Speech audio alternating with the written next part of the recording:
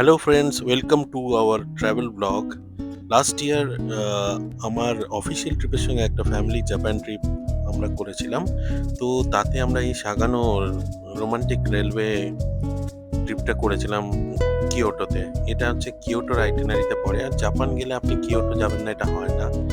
তো সেই সারাদিন আমরা অনেকগুলো স্পট গেছিলাম, তারই ফটো আপনাদের সঙ্গে শেয়ার করলাম।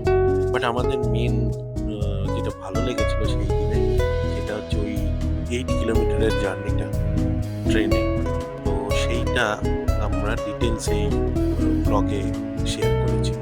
আশা করি আপনাদের ভালো লাগবে। আমরা প্রথমে পৌঁছে গেলাম সাগা টরক্কো স্টেশনে, কিন্তু এটা দুপুরবেলায়, বিকজ আমরা দুপুরবেলাতে বুক করেছিলাম স্পেশালি, বিকজ তাহলে আমরা সকালটা আরও অন্যান্য জায়গা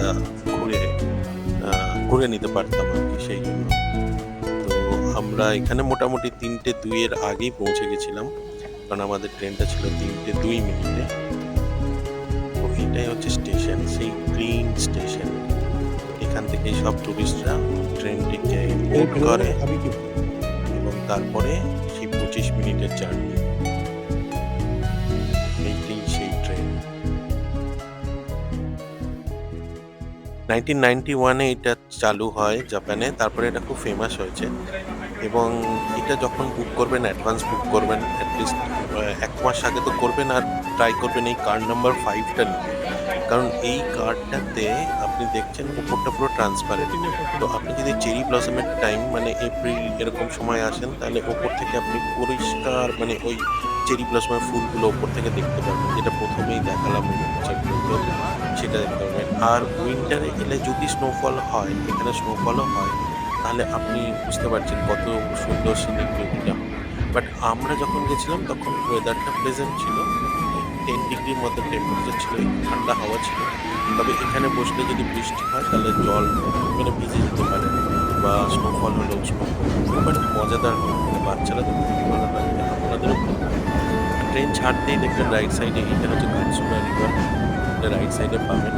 আবার এন্ডের দিকে একটা অন্য রিভার পাবেন, সেই রিভারটির নাম হবে ওই রিভার।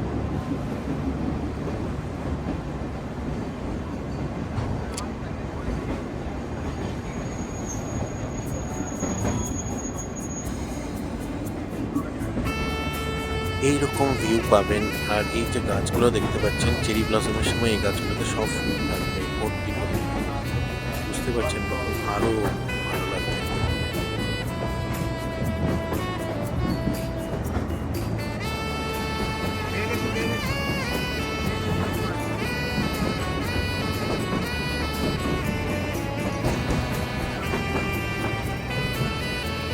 আর ট্রেনের টিকিট আপনি এদের নিজস্ব একটা সাইট আছে, সেখানেও পাবেন। তাছাড়াও আপনি গ্রুপ থেকেও টিকিট বুক করতে পারেন। এইটা মোটামুটি আমাদের দুটো অ্যাডাল্টস এবং দুটো বাচ্চার আমাদের পড়েছে নিয়ার অ্যাবাউট ইন্ডিয়ান রুপিস 1800।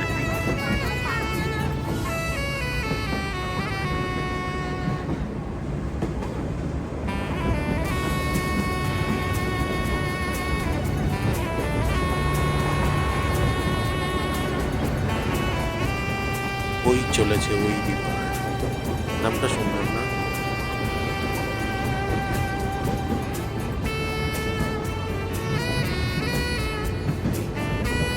এরকম করতে করতে আমরা মোটামুটি লাস্ট স্টেশনেই পৌঁছে গেলাম। তারপরে একটু একটু ব্রেক নিয়েছিলাম, একটু শান্তিতে বসেছিলাম এখানটায়। খুবই ফাঁকা ফাঁকা, খুব সুন্দর জায়গাটা, খুবই ভালো লাগছিল। ওই পাশ দিয়ে হচ্ছে নর্মাল, এইটা হচ্ছে ট্রেনের লাস্ট স্টেশনটা, ওই পাশে হচ্ছে নর্মাল ট্রেনের লাইন আছে।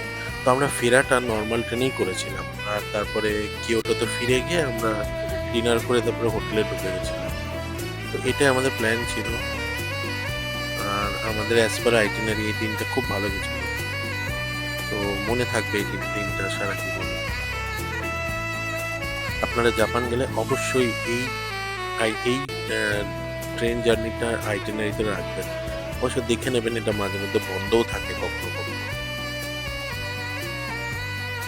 আশা করি আপনাদের এই ট্রাভেল ব্লগটা ভালো লেগেছে। আপনাদের আরও এরকম ট্রাভেল ব্লগ দেখার জন্য আমাদেরকে ফলো করুন, লাইক করুন, শেয়ার করুন। Thank you, thank you, thank you for watching.